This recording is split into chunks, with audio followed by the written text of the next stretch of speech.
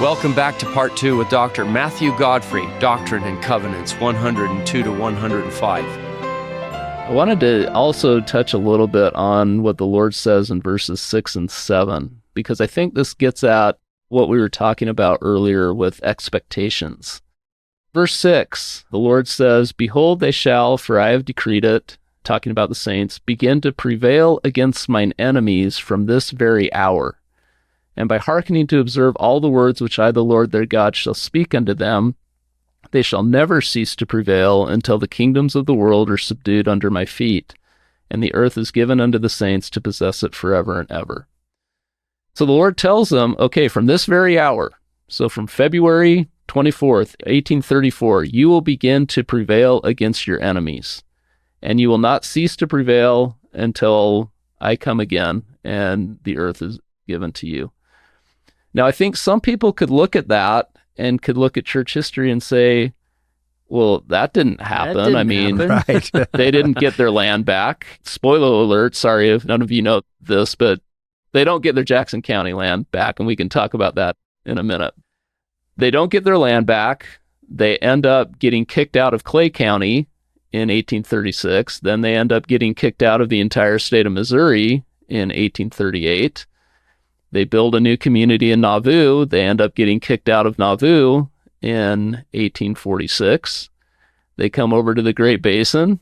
Things are better here, but they still find a lot of difficulty because of their practice of plural marriage. You could look at that and say, well, how do they begin to prevail against their enemies from 1834 on? It looks to me like their enemies were prevailing against them. But I think it depends on how you look at it. A couple things that I was thinking about with this was, number one, was the church ever destroyed by its enemies? No, it's not. In fact, it continues to grow and prosper despite its enemies, and it continues to grow and prosper today.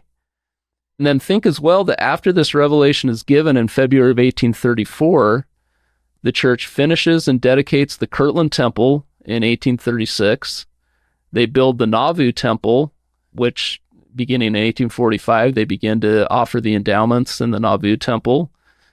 Over in the Great Basin, they build the St. George, Salt Lake, Manti, and Logan temples. And the work continues to proceed. Made me think of the words of Joseph Smith, that the work of the Lord rolls forth boldly, nobly, and independent.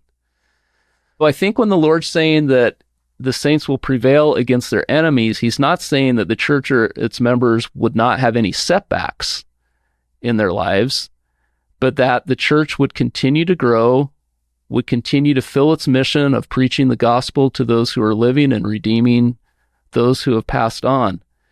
It would continue to roll forward as that stone cut out of the mountain that Daniel prophesied about until the Lord comes again to the earth. We have seen the fulfillment of that even though there have been setbacks at times, periodic setbacks, that the church continues to grow, the gospel continues to be spread throughout the earth. We have so many temples now on the earth. It's remarkable. Sometimes we can look at things and say, well, that didn't turn out the way that I think it was supposed to turn out. But when you look at it a little more deeply, it's like, well, actually, it did turn out. A few weeks back, we had President Steve Lund of the Young Men's General Presidency and talked about the numbers. Things are going well. Is there opposition? Absolutely. But things are going, we're prevailing. Yeah. Matt, this is pretty critical. I've had friends say, in my patriarchal blessing, it says this. That hasn't happened. And what I think you're saying here is, well, one, wait. Two, try to see it. Maybe it's not happening the way you saw it in your head or what you think that means. For example, over and over in the Book of Mormon, the Lord says, if you keep my commandments, you'll prosper in the land. I have an idea of what prospering looks like, but I don't think he and I have the same definition of prosper. To him, prosper probably means, oh, you're going to become more like me. If you keep my commandments, you're going to become more like me. And that takes a lot of growth and difficulty.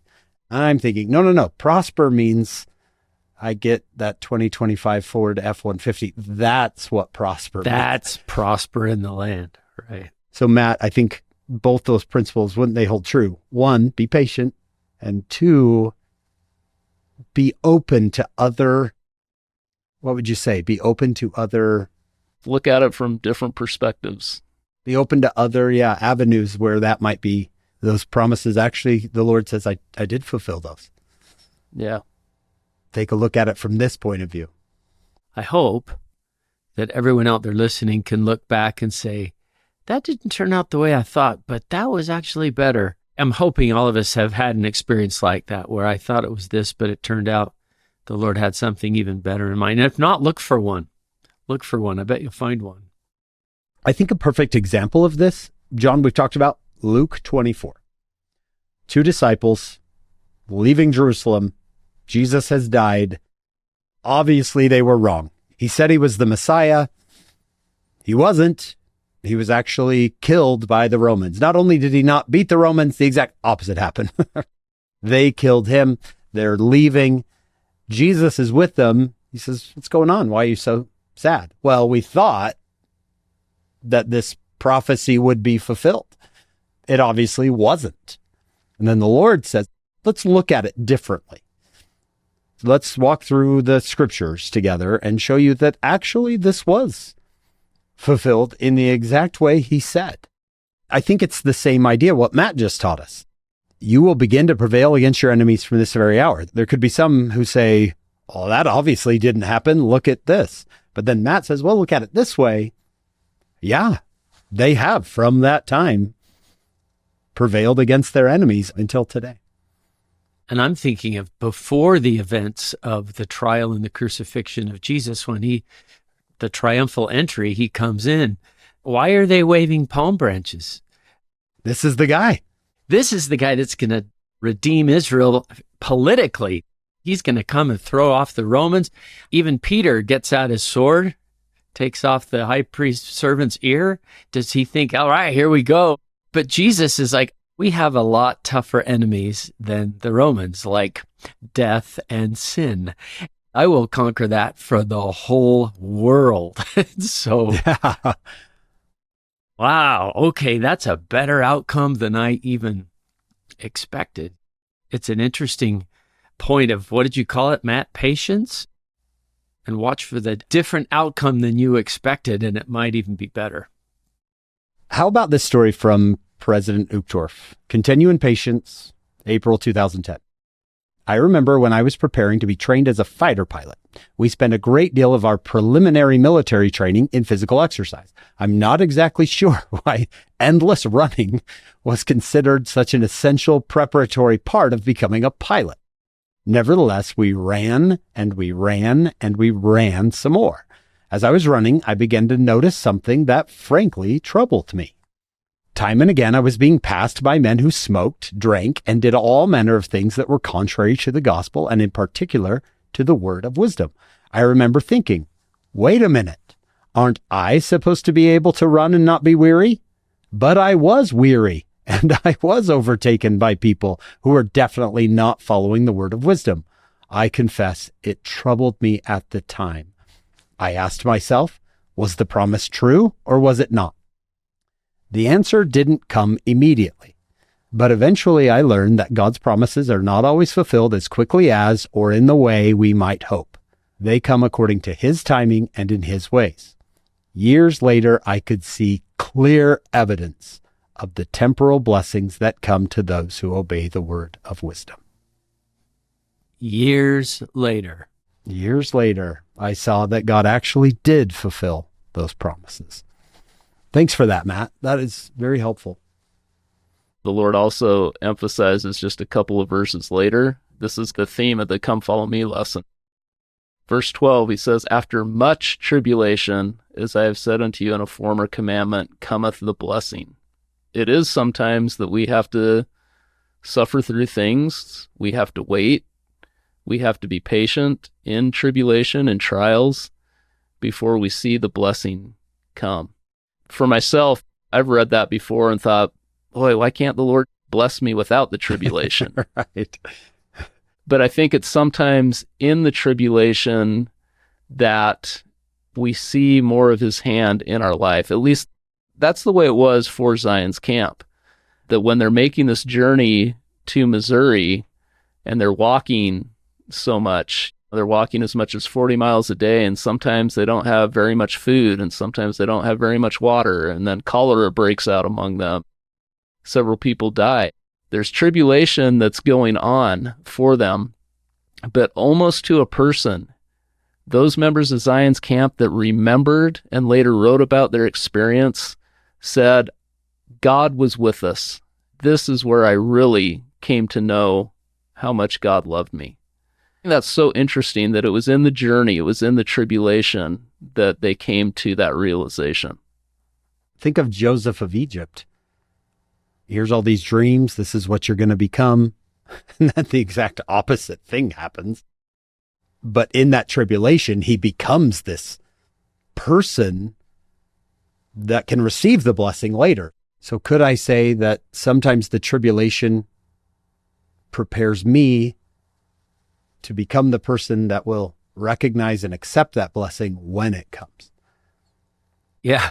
For Joseph, it's like, oh, here comes Potiphar's wife. I keep the law of chastity, and what do I get? 3 more years in prison. All right. This is great. That's a good example, too, of how sometimes in the scriptures, and you see it too in movies, too, where the time frames are always condensed.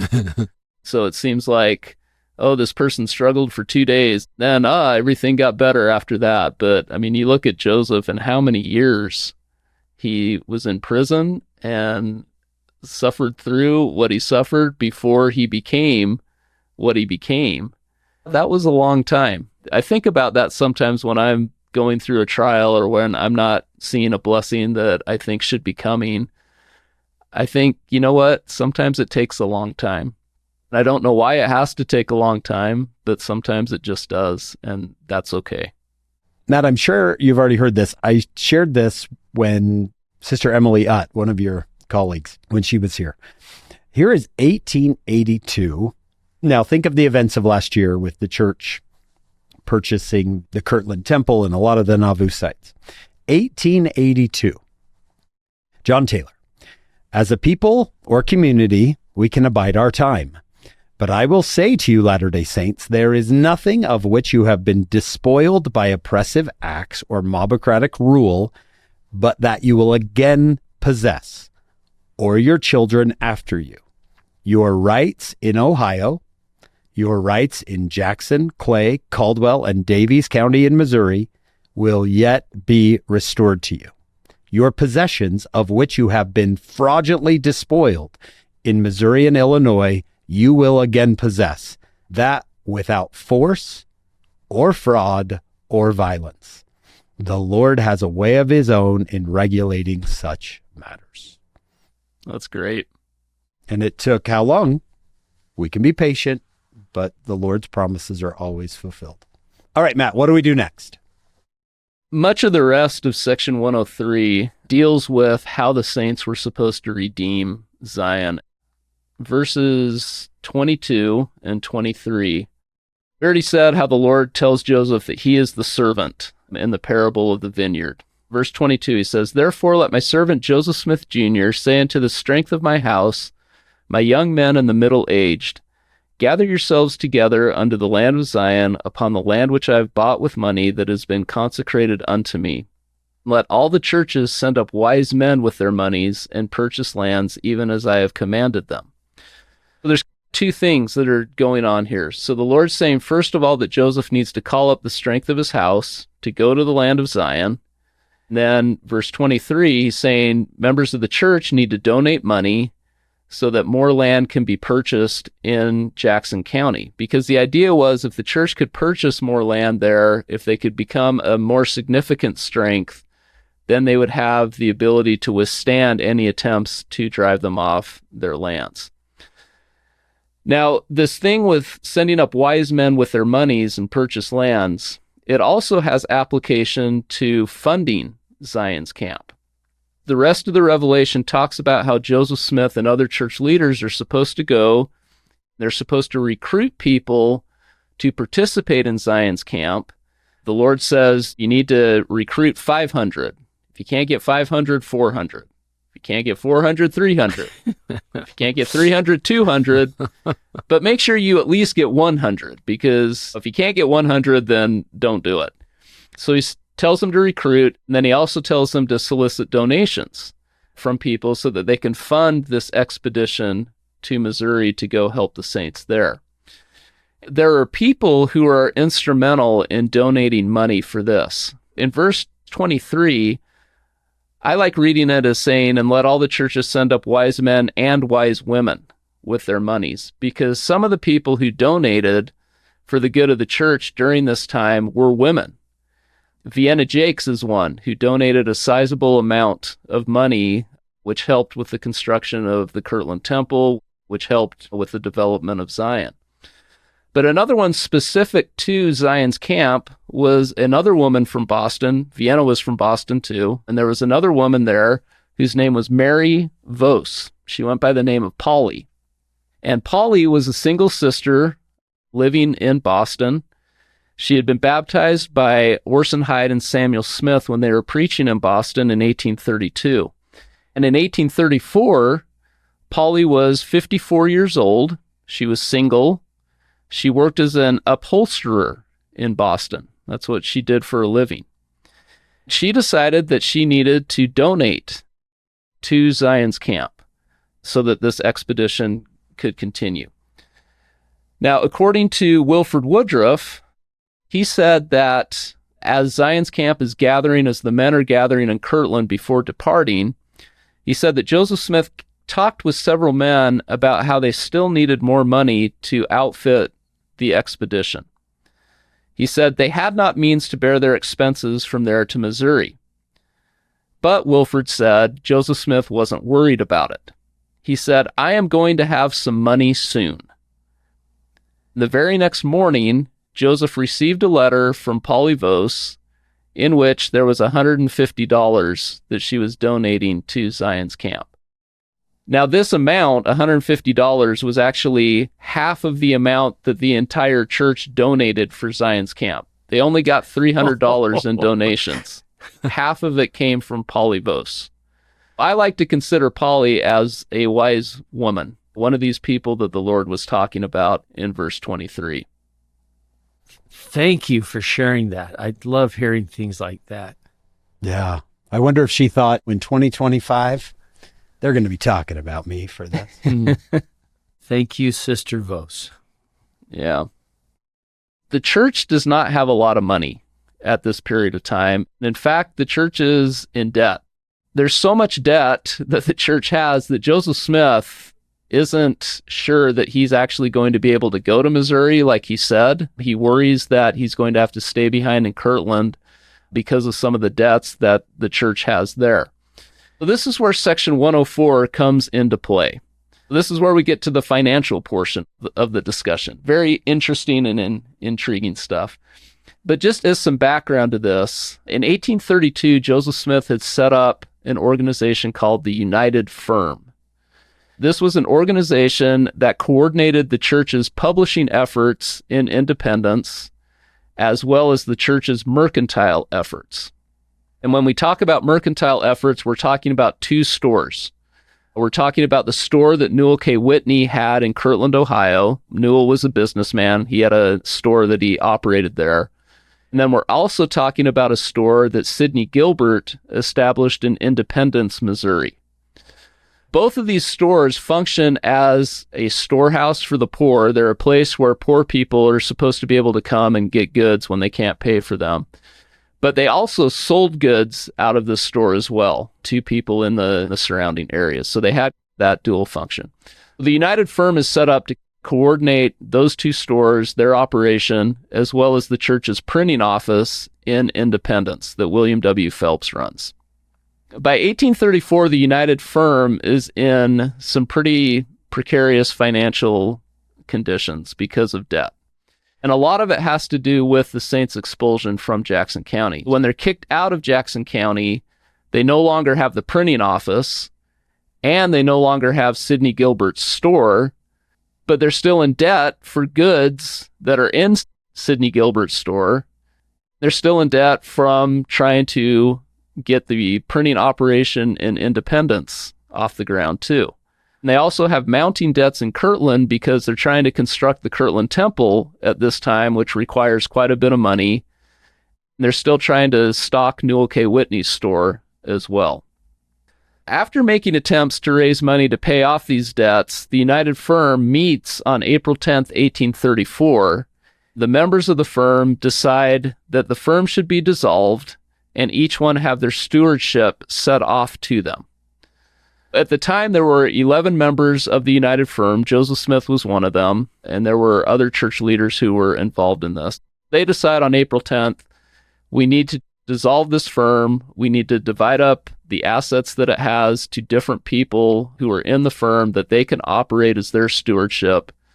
And I think the thinking was that maybe by doing this, then individuals could become responsible for individual debts rather than the members of the United Firm being responsible for the collective debt of the entire firm.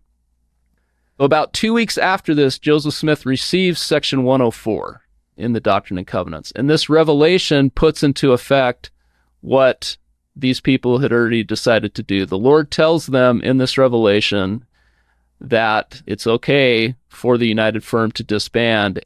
He assigns the different stewardships of the United Firm to different people, different members of the United Firm. So that's all what this revelation is about. It's the assigning of those stewardships to different people.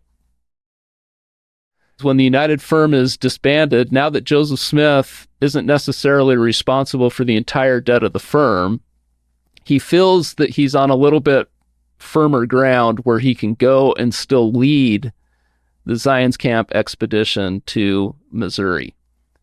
So that's how this section connects to Zion's Camp. It's because it allows Joseph Smith to be able to lead the Zion's Camp expedition. Oh, that's so interesting. Okay.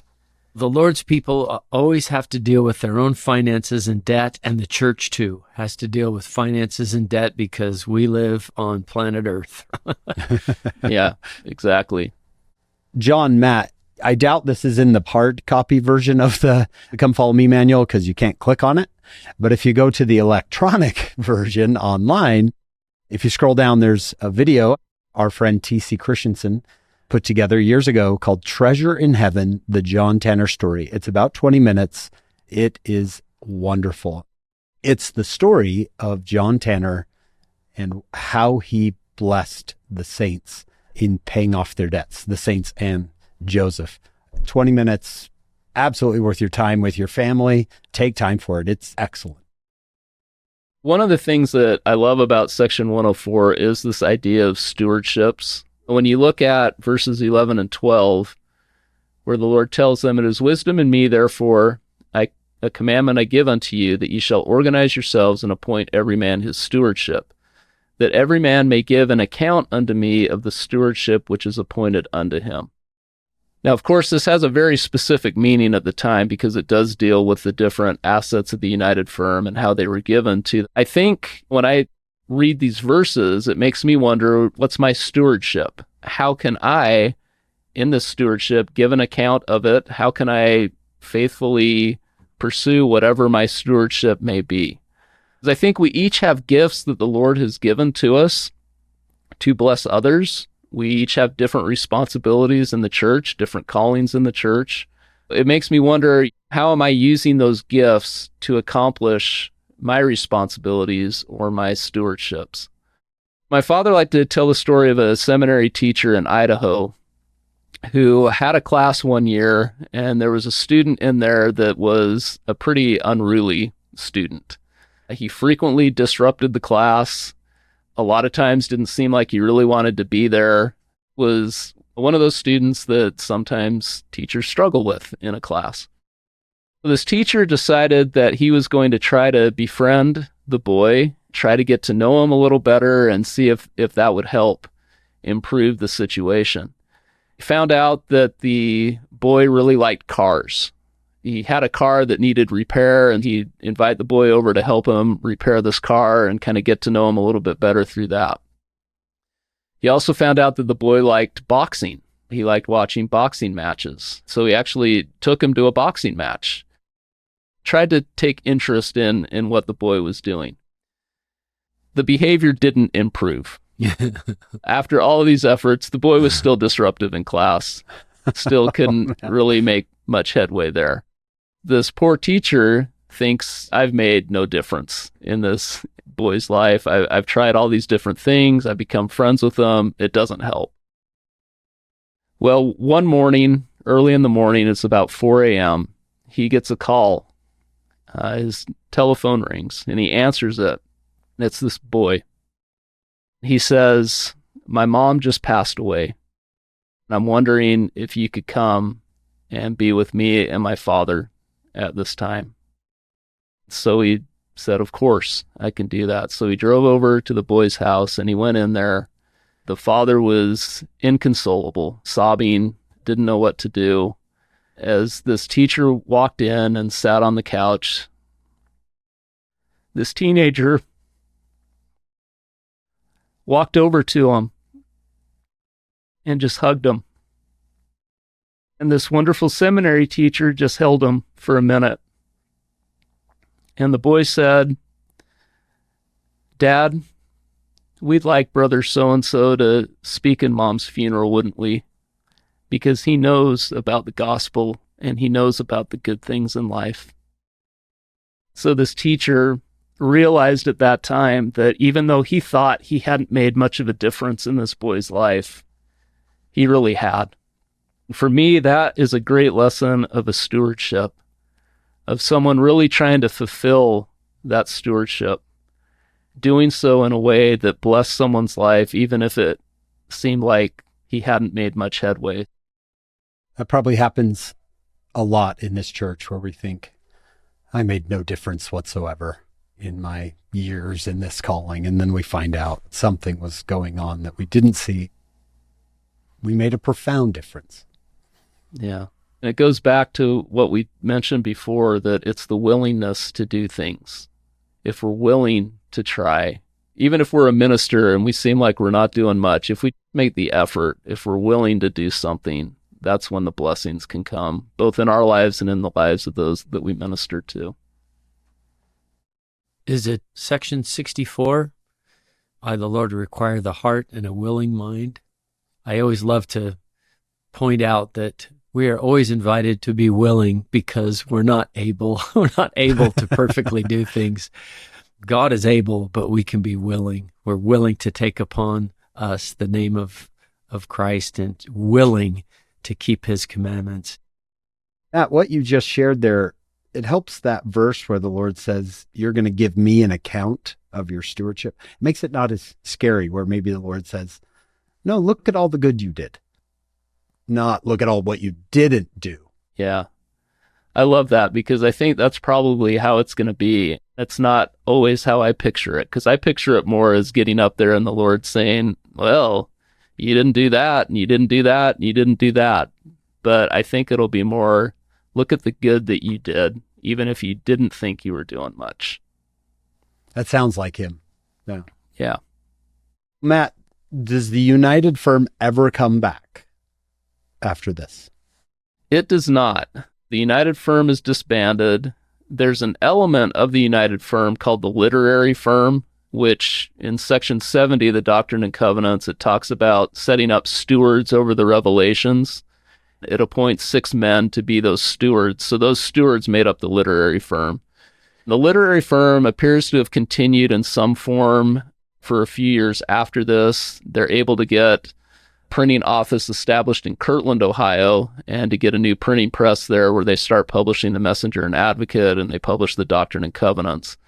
But the United Firm as a whole, after this, is disbanded. It appears that much of the coordination of those mercantile and publication efforts occurred among the Kirtland High Council rather than with the United Firm.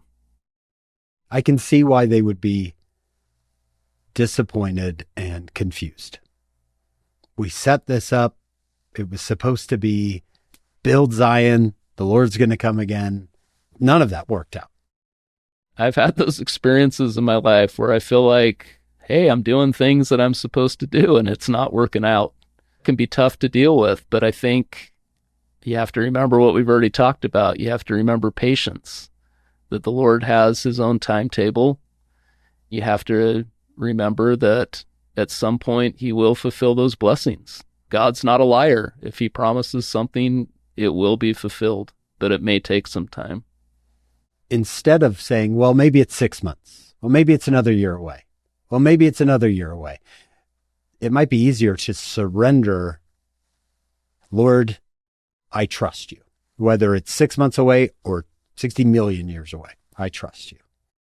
I had the old in due time clause in my patriarchal blessing regarding my marriage, which it was longer than most, but it was there. So I just thought I keep trying to do what I'm supposed to do, be where I'm supposed to be, and then the Lord's due time, something will happen. I really think, too, that it's when you can accept that and say, okay, it'll happen when it happens. It's in the Lord's time. That's really when the peace comes. At least that's been my experience. That when I'm worried about, well, why isn't it happening? And maybe I'll give it another 4 months, and then the 4 months come and it doesn't happen. It doesn't bring any peace. It just brings anxiety and concerns. If you're able to surrender your will to the Lord, that's when the peace comes. Yeah, I notice he says in verse 15, it is my purpose to provide for my saints. All things are mine, but it must needs be done in my way. Great verse. Yeah, that's awesome. I notice at the end of 104, the Lord repeats, be humble, be humble, be humble. Maybe he can tell they're struggling. I don't think how they could be anything but humble. Everything's going wrong. I would love to see what kind of pride they had, because with it, nothing's going right. Now they could be angry. Maybe. Yeah. Some of it, too, there were members of the United Firm that Joseph had said were covetous with the property of the firm, and he specifically pointed to William W. Phelps and Sidney Gilbert, that William regarded the printing press as his, not the church's, and that Sidney Gilbert was concerned about distributing goods to the poor because he didn't know how he was going to pay for the other goods. So I think that might be some of what the Lord's referring to at the end when he's talking about be humble and trust in me, that everything's going to be okay. Oh, that's tough. Yeah. I could see myself being concerned with, wait, what? Oh, yeah.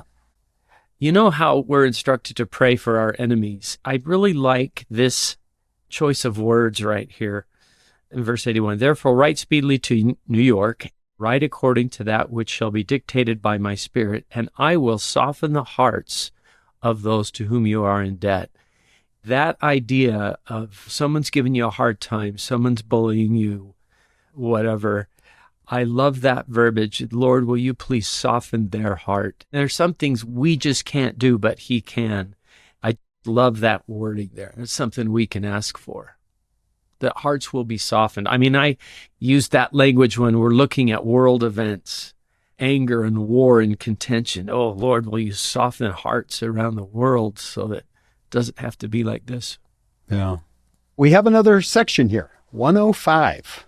I love this one because sometimes I like to see where was this revelation given. This one says fishing river. Yeah. Is this the only time? This revelation's given in Missouri. It's at the tail end of Zion's camp. Let's just talk for a minute about the Zion's camp expedition. We've already talked about how in section 103, Joseph's commanded to recruit people to accompany him to Missouri. He and several other church leaders go throughout the eastern United States to New York, to other places to try to recruit people for Zion's camp. There's actually two contingents of Zion's camp. One leaves from Kirtland. The other one leaves from Michigan Territory. Hiram Smith and Lyman White had gone to Michigan Territory to recruit saints there. The two contingents will join up in Missouri eventually, but it's important to remember that it's not just saints coming from Kirtland, but there is a small group that comes from Michigan as well. Now, if you remember, in section 103, the Lord said, what's the bare minimum that you need to get for you to do this? He says it's 100. Well, when the first contingent leaves Kirtland on May 5th, 1834, there's 120 people. You can tell that the saint kind of scraped by the bare minimum. That's going to be important for a couple of verses that come up in section 105 that we'll talk about. But this contingent leaves from Kirtland, the other one leaves from Michigan. Parley P. Pratt is actually directed to continue to recruit people along the way. Eventually, there's about 230 people who are in Zion's camp that go with Joseph Smith, and they're marching to Missouri to try to help the saints there. When you look at section 103, again, this gets to expectations. Some of the language that the Lord uses in section 103 portrays this as a militant thing, that there's going to be this army that's going to go forth and they're going to redeem Zion by power. We read that sometimes and we think that Joseph was getting together a group that was going to go in and retake their Jackson County lands by force. But that's not what Joseph Smith had in mind for Zion's camp. This was the plan for Zion's camp. Joseph was going to get this group of people together. They were going to march to Missouri. When they got to Missouri, they were going to petition Daniel Dunklin, who was the governor of Missouri, to call out the state militia. When the Missouri state militia was called out, the militia would accompany the saints back to their lands in Jackson County so that they could be there safely. Now, because the governor couldn't keep the militia mustered indefinitely, when the militia disbanded after taking the saints back to their land, the members of Zion's camp were going to remain in Jackson County to protect the saints from being driven off their lands again. There's no inclination in Joseph's mind that we're going to go and this group of people is going to retake these lands by force. They were armed when they went to Missouri, but they were armed because they feared they were going to get attacked by people, so they needed to have a way to defend themselves. But the whole thing kind of rests on Daniel Dunklin being willing to call up the state militia. They go through Ohio, they go through Indiana, they go through Illinois. Finally, they get into Missouri. It's a lot of walking. I mentioned before, some people said they walked as much as 40 miles a day. Heber C. Kimball talks about how some people had like new boots that they were going to wear. They'd purchase these boots to walk to Missouri. Well, if any of you have purchased new shoes and then gone on a hike, you know that that doesn't end well. Heber C. Kimball talks about some people getting blisters on their feet, the blisters breaking, and then they're squelching in blood in their boots as they're walking along. Not very pleasant conditions. They didn't have a lot of money to outfit the expedition. You'll remember I said the church itself only donated $300, which was not enough for goods and supplies for the expedition. So actually the members of Zion's camp consecrated their own money into a general fund to help pay for Zion's camp. Not only are they sacrificing their time, but they're sacrificing money as well so that they have the goods that they need to go to Missouri. The journey's not pleasant. At times they don't have very much food. There's times when they're crossing prairies where there's not much water. Most people deal with these things in a fairly decent way, but you do have some people on the journey who begin to complain about it, which I totally get and sympathize with, because if it was me, I hate to say it, but I think I may have been one of the murmurers along the way. Just, what are we doing? Why can't we have enough food and whatever else? But one of these was Sylvester Smith, who was actually a member of the Kirtland High Council. Again, there's another connection to the Kirtland High Council. But Sylvester pretty much complained the entire trip. He had frequent run-ins with people on Zion's camp. I feel for Sylvester because I'm sure he's tired. I'm sure he's hungry most of the time. I know how I act when I get tired and hungry. Hangry. Yeah, maybe if he just had a Snickers bar along the way, then he would have been better. But there's different incidents that occur. He gets mad because Joseph Smith has a dog with him that barks at him. Sylvester doesn't like that. So he gets in an argument with Joseph Smith about that. On one occasion, Parley P. Pratt has come back to the camp and he doesn't have any food for dinner. So Parley asks Sylvester if he'd share some of his bread with him. And Sylvester says, no, he's not going to share his bread. And Joseph chastises him for that. There's another occasion where he complains about what's happening in the camp and kind of gets people worked up. Joseph says, because of the spirit that's in this camp, you're going to see some difficulties. And according to Heber C. Kimball, the next morning the camp wakes up and all of their horses are lame.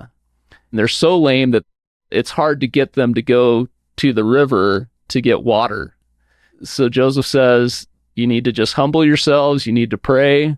And if you do that, then your horses will be okay. So they do that and they pray about it. And Heber C. Kimball then says, and every horse was healed thereafter, with the exception of Sylvester Smith's horse, which died. That's awful. Sylvester's having a hard time. There's one time where he's complaining to Joseph, and I think Joseph is just frustrated with Sylvester and throws the camp bugle at Sylvester. Later, some people will say, no, he didn't throw the bugle at Sylvester. He just threw it on the ground and then it bounced and hit Sylvester. But I think he threw it at Sylvester because Sylvester kind of had it coming to him. But anyway, all of this happens. They finally get to Missouri, and they send Parley P. Pratt and Orson Hyde to go to Governor Dunklin to request that he call up the state militia. And when they get there, Governor Dunklin says, no, I'm not going to do that. They're not just doing this out of a pipe dream. There had been some communication that they'd had with the state government before that made Joseph Smith confident that Dunklin would call up the militia. But once they get there, he says, no, I'm not going to do that. This is a big wrench in their plans because that was kind of the key part. But even with this, Moses Martin, one of the participants of the camp, says that after they hear this news, they continued on their way. Joseph thought, okay, this isn't going the way that we want it to, but we're going to keep going. They run into problems with people along the way. Before the Revelation, Section 105 is given.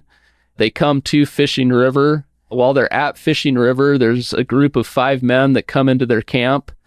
They say, just so you know, you're going to see hell before morning. They said there's a group of a few hundred men who are just across the river. We're going to come attack you this evening. We're going to basically kill all of you. Now, I don't know how you deal with something like that when you have people threatening you like that.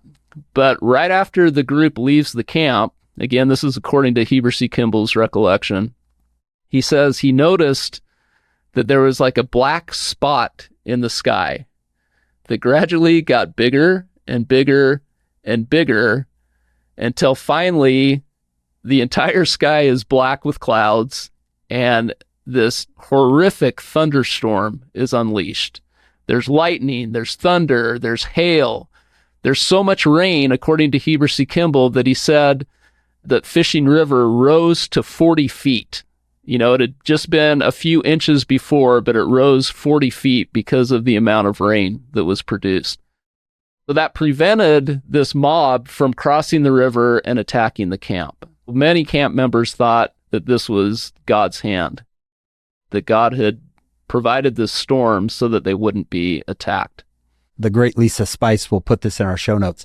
There is a film that was made for seminary called Zion's Camp, and you can find it on the church's website. We'll link it up there. I don't know how long it is. It's not too long, but it's a great little video of what Matt just talked about. They find an abandoned church or something, an old church, and they're all lying on the pews singing hymns. And doesn't Joseph say God is in this storm? Is that? Yep.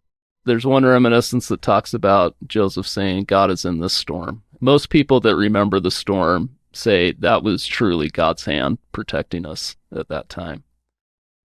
Who was it that said when Jehovah fights, they would rather be absent? Is this the occasion? It is, but they didn't use such polite language when they said that. You see the Lord's hand in this, but even though this mob is prevented from attacking, just a couple of days later, there's another group that comes in to the camp. This group isn't as belligerent as the other one, But they tell Joseph, they say, look, just so you understand the situation here, there's about 500 people who have gathered in Jackson County across the river. And if you cross the river with this group, they will attack you. There will be bloodshed. You just need to understand that going into this. Joseph tells them, look, we only have peaceful intentions here. We're not planning on attacking anyone. We're just trying to help our fellow saints, and we're trying to get the land back that was taken from them. But we're not going to attack anybody for this. We want to do this peacefully. The group leaves. The next day, June 22nd, Joseph Smith receives the revelation that's section 105 in the Doctrine and Covenants. In this revelation, the Lord essentially tells the members of Zion's camp, I'm grateful for your sacrifice. It's no longer required of you to redeem Zion. Shortly after this, the camp begins to disband. As they're disbanding, there is a cholera outbreak that occurs among them. Cholera had been a disease that had been traveling along the waterways of the United States since 1832. It afflicts many members of the camp, and actually 13 Latter-day Saints die from this cholera epidemic.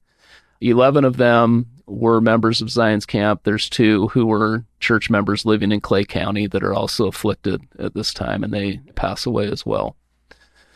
That's in a nutshell what happens with Zion's camp. But I think it's a good backdrop to talk about some of these verses that we have in section 105. Again, the first part of the Revelation, the first 9 verses, the Lord is talking about the saints, some transgressions of the saints. He says in verse 2, Behold, I say unto you, were it not for the transgressions of my people, speaking concerning the church and not individuals, they might have been redeemed even now, meaning the saints in Missouri. But behold, they have not learned to be obedient to the things which I required at their hands, but are full of all manner of evil, and do not impart of their substance, as becometh saints, to the poor and afflicted among them, and are not united according to the union required by the law of the celestial kingdom. Zion cannot be built up unless it is by the principles of the law of the celestial kingdom. Otherwise, I cannot receive her unto myself. Well, who's the Lord referring to here? He says in verse 2 that he's speaking concerning the church and not individuals. What the Lord's referring to in these verses is the fact that he set the bare minimum of people going on Zion's camp at 100. They eventually had about 230 that went, but that's still not even half of what the Lord was asking for, the 500 that he really wanted to go. And again, the money, people didn't contribute money for the expedition. Joseph Smith and others went among the saints. They only collected $300.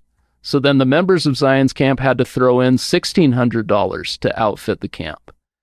The Lord here is really chastising the church and saying, you didn't support this expedition. I commanded Joseph to do this.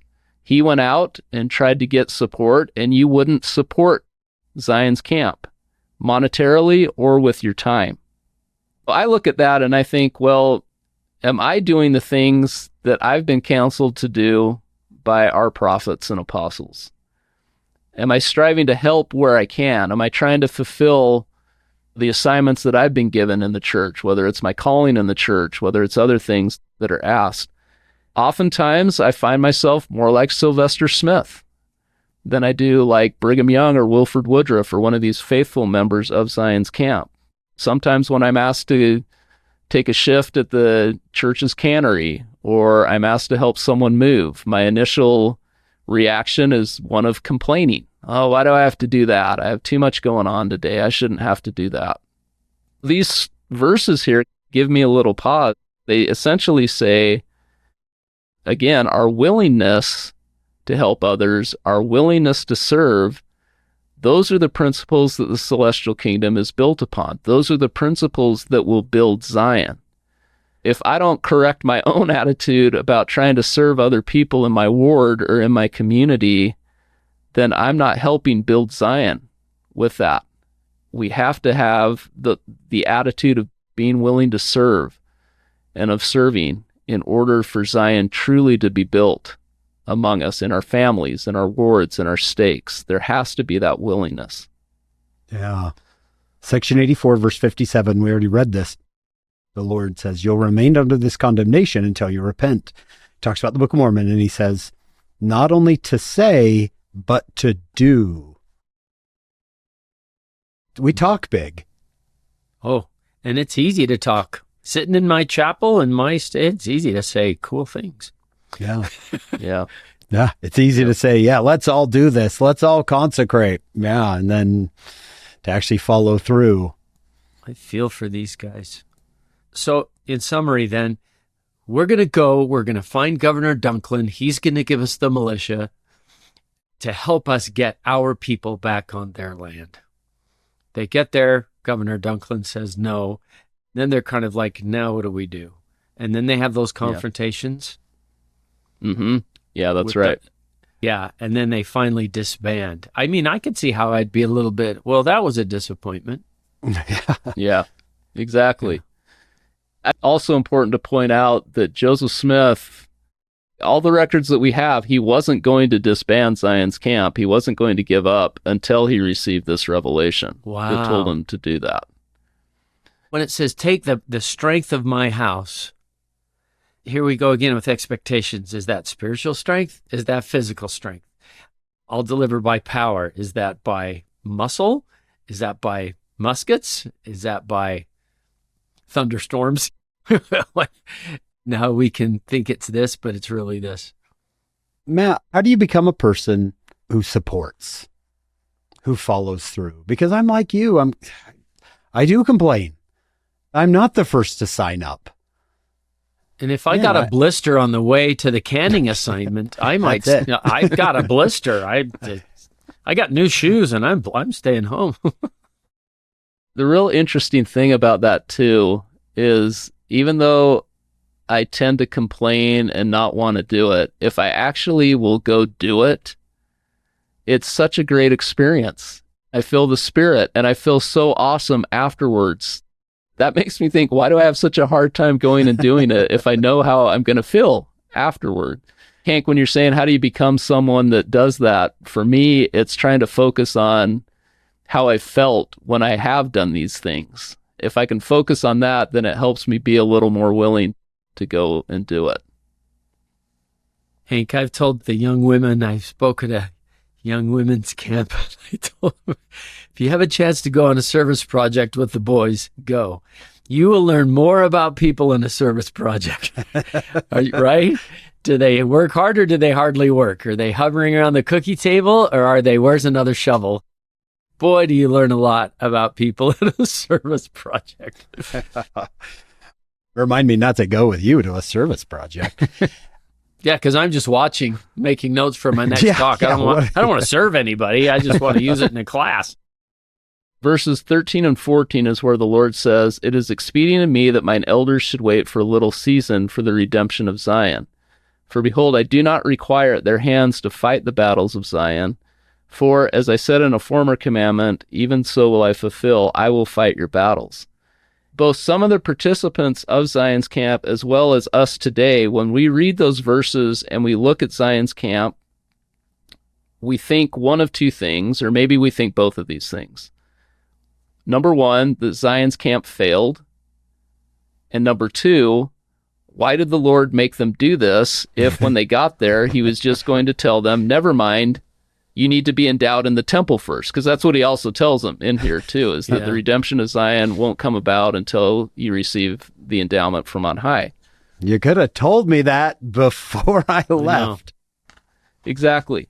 For the first question, was Zion's camp a failure?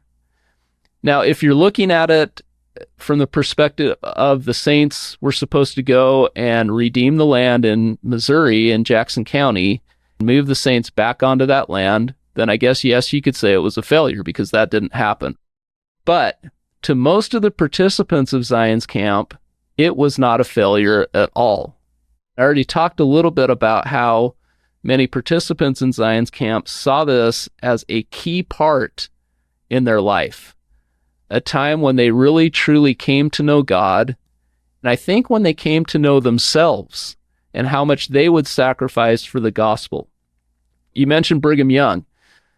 Brigham Young said, "When I returned from that mission to Kirtland, a brother said to me, 'Brother Brigham, what have you gained by this journey?' I replied, 'Just what we went for. I would not exchange this knowledge I have received this season for the whole of Jaques County," which is where Kirtland was located. "For property and mines of wealth are not to be compared to the worth of knowledge." What's Brigham saying there? He's saying, I was able to observe Joseph Smith, how he led, how he organized this camp.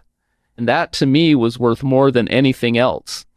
And that has even a greater impact, I think, when you think about when the saints left Nauvoo and were traveling over to the Great Basin under Brigham Young's leadership. He organized that expedition almost exactly like Joseph Smith organized Zion's Camp. In fact, one of the reasons why we call Zion's Camp today, because originally it was known as the Camp of Israel. That's how they referred to it at the time it was happening. Well, we don't call it the Camp of Israel anymore because the saints who left Nauvoo and went to the Great Basin, we call them the Camp of Israel. That's the name that they took. So then this expedition began to be referred to as Zion's Camp to distinguish it from the two. But it shows just how much Brigham learned from Joseph Smith on this expedition. Knowledge that he wouldn't know it at the time, but 10 years later, he would be in charge of the church and would have to staff and organize this mass expulsion from Illinois to the Great Basin. Wilford Woodruff, too, he said, I was in Zion's Camp with the prophet of God. I saw the dealings of God with him. I saw the power of God with him. I saw that he was a prophet. What was manifest to him by the power of God upon that mission was of great value to me and to all who received his instructions. Those who participated in Zion's Camp, most of them didn't consider it a failure. Now, there were some who, when Joseph said he was going to disband the camp, they were angry about it and thought, well, why did we do this? I don't understand. Was Sylvester one of them? Sylvester was, and then Sylvester comes back to Kirtland and he charges Joseph with financial improprieties on the Camp of Israel. And so there's all this chaos that happens in Kirtland after they return from that. But even with all of that, Joseph still appoints Sylvester as one of the first members of the 70 in February of 1835, which is just astounding to me that even with all that Sylvester did on the expedition and in its aftermath, Joseph still said, no, you're a worthwhile leader and I'll have you be one of the 70. Kind of a remarkable thing. Very remarkable. Is Sylvester in your genealogy, Hank? He's a Smith. Probably. No, but he left me his horse. Yeah. No, his horse died. That's right. That's right. His horse died. Yeah. Yep. The other thing to consider, and we do talk about this sometimes in the church, that after Zion's Camp concludes, February of 1835 is when the first 12 apostles are called, when the first members of the 70 are called. Out of the original 12 apostles that are called in this dispensation, 8 of them went with Joseph Smith on Zion's Camp. And out of the first 56 members of the 70 who were called, all of them went with Joseph Smith on Zion's Camp. When you take that perspective of how did this affect the church later on in the leadership of the church, it had a profound impact, and it was not a failure at all. Hey, Matt, I have an interest in the British mission.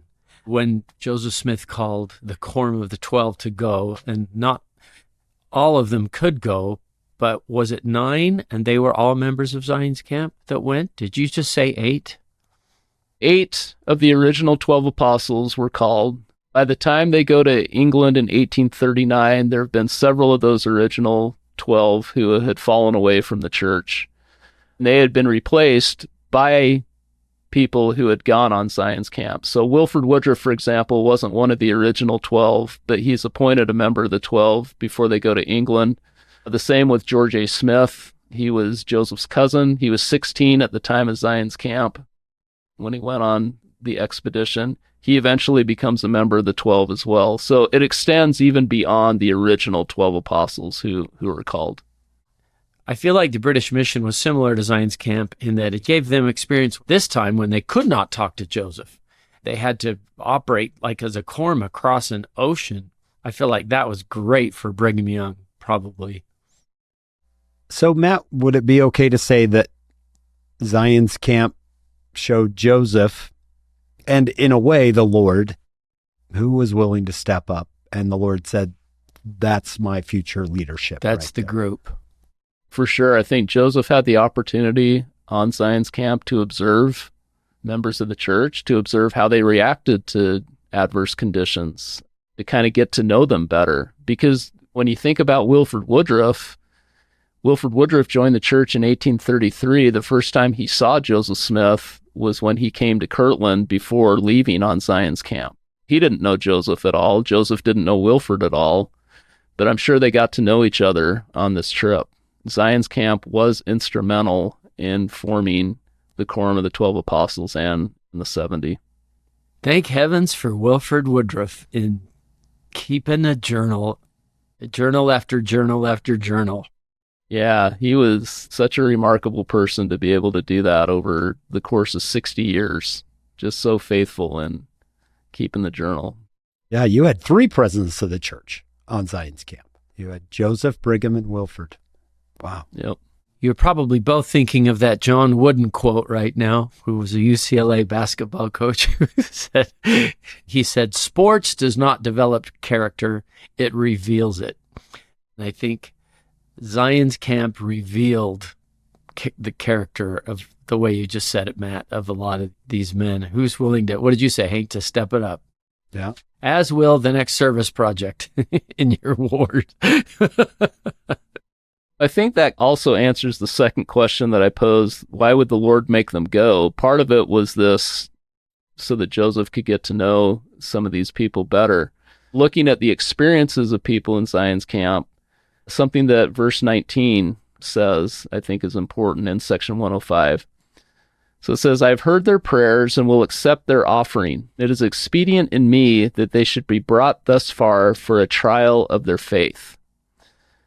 I think a lot of times in life, it's in the tribulation, it's in the journey that we grow the most. Some of these people that went on Zion's camp probably had experiences that they wouldn't have had otherwise, probably grew in ways spiritually that they wouldn't have otherwise. This does make me think a little bit on my own mission and something that my patriarchal blessing said about my mission. When I got my patriarchal blessing, I was, I think, 14 years old. It told me about my mission. It said, I promise you that you will have success on your mission. Well, when I got my mission call, at the age of 19, I was called to the Belgium Antwerp mission, which is the Dutch-speaking part of Belgium. I served 2 years in Belgium. It was super hard, and there were not many people who wanted to talk to us about religion. We'd teach discussions, and they'd have problems with tithing, or they'd have issues with other things, and they wouldn't join the church. By the time I came home from my mission, there was one individual who I had helped teach who got baptized, and another individual that I had stopped on the street doing street contacting, got their information, and then passed them on to other elders who had been baptized. Those were the only people that I knew of that I had taught who had been baptized. For many, many years, I looked at that promise in my patriarchal blessing, and I thought, how did I have success on my mission? It was a thing that was difficult for me to kind of try to get a handle on.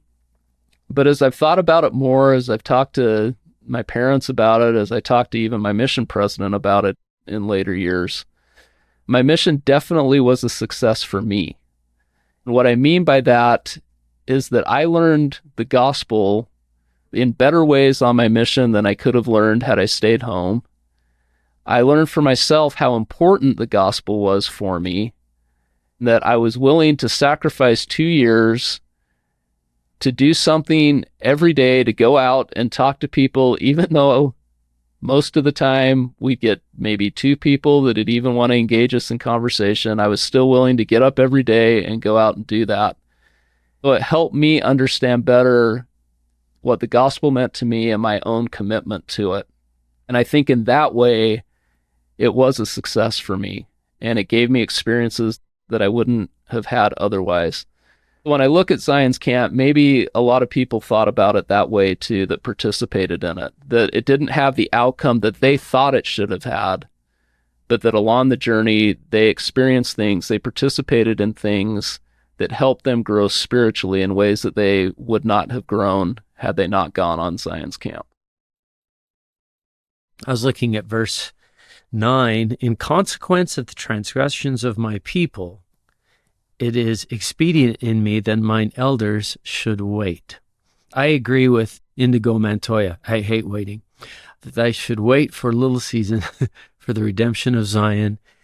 Then I like verse 10, that they themselves may be prepared. You could make a list. That they may be taught more perfectly and have experience. I mean, this camp of Israel was an experience, wasn't it? Know more perfectly concerning their duty and the things which I require at their hands. But then, verse 11, this cannot be brought to pass until mine elders are endowed with power from on high, as you mentioned. You can see what the Lord's concerned about. You need to have to experience. You need to be taught more. You need to know what your duty is. You need to wait, which is the hard part. When you brought up verse 9, a trial of their faith, I like, Hank, that we have talked with other guests about trial and prove are the same kind of word. You're going to be proven. There's the Dugway Proving Grounds west of the Great Salt Lake, I think, where they test military stuff. And I've always thought this is a proving ground. You're getting proven.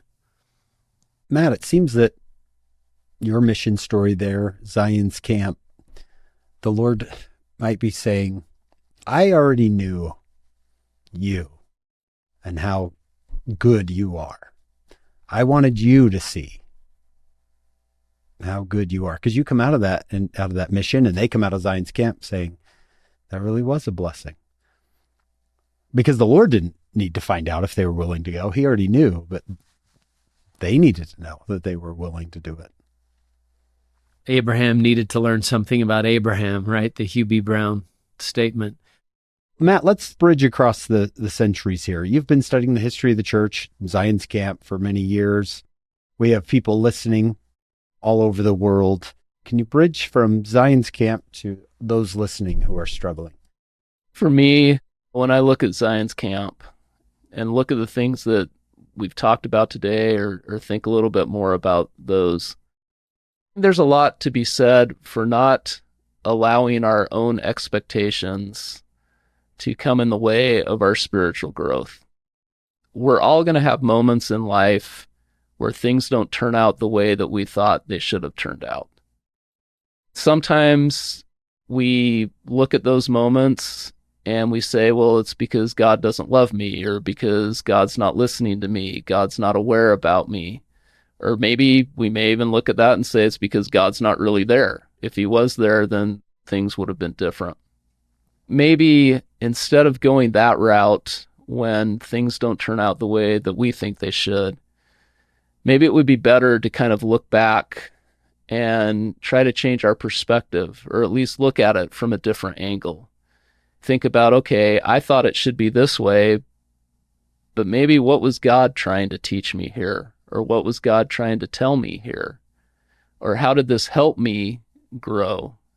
When we do that, then these moments in our lives that we think of as trials, that we think of as tribulation, we can see more as a blessing, that it's not an angry God trying to punish us for something, but it's a loving Heavenly Father letting us experience something that might be painful in the short term, but in the long term will bring us more blessings than we can imagine.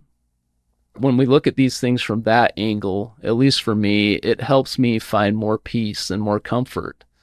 Just to know that God is aware of us, that he knows our circumstances, he knows what we're going through. He mourns with us when we mourn because of the things that we're going through. Because of his atonement, the Lord can comfort us in those moments of difficulty and trial. But that again, he allows those to happen because he knows how they will help us in the long run. That they will benefit us spiritually and help us become more like him, which is what this whole life is about, is becoming more like God and refining our own characters. Matt, you think a lot like Elder Orson F. Whitney. He's quoted in the manual this week. No pain that we suffer, no trial that we experience is wasted. It ministers to our education, to the development of such qualities as patience, faith, fortitude, and humility. All that we suffer and all that we endure, especially when we endure it patiently, builds up our characters, purifies our hearts, expands our souls, and makes us more tender and charitable, more worthy to be called the children of God. And it is through sorrow and suffering, toil and tribulation, that we gain the education that we come here to acquire, and which will make us more like our Father and Mother in heaven. Great statement. Matt used the word become. I'm thinking of Elder Oaks. It's not just what we know. It's not even what we do. It's what we are becoming. Becoming lifelong disciples of Christ. That's the goal. Yeah. Matt, thank you so much for spending your day with us. It has been so fun. Thanks for having me. Really enjoyed it. Appreciate all that you both are doing to help people understand the scriptures better. We have people like you that can show us things we never would have seen, we would never have known on our own. With that, we want to thank Dr. Matthew Godfrey for joining us today. We want to thank our executive producer, Shannon Sorensen, our sponsors, David and Verla Sorensen. In every episode, we remember our founder, Steve Sorensen. We hope you'll join us next week. We've got more church history, more Doctrine and Covenants coming up on Follow Him. Thank you for joining us on today's episode. Do you or someone you know speak Spanish, Portuguese, or French? You can now watch and listen to our podcast in those languages. Links are in the description below. Today's show notes and transcript are on our website, followhim.co. That's followhim.co. Of course, none of this could happen without our incredible production crew. David Perry, Lisa Spice, Will Stoughton, Crystal Roberts, Ariel Cuadra, Heather Barlow, Amelia Kabwika, Sydney Smith, and Annabelle Sorensen. Whatever questions or problems you have, the answer is always found in the life and teachings of Jesus Christ. Turn to Him. Follow Him.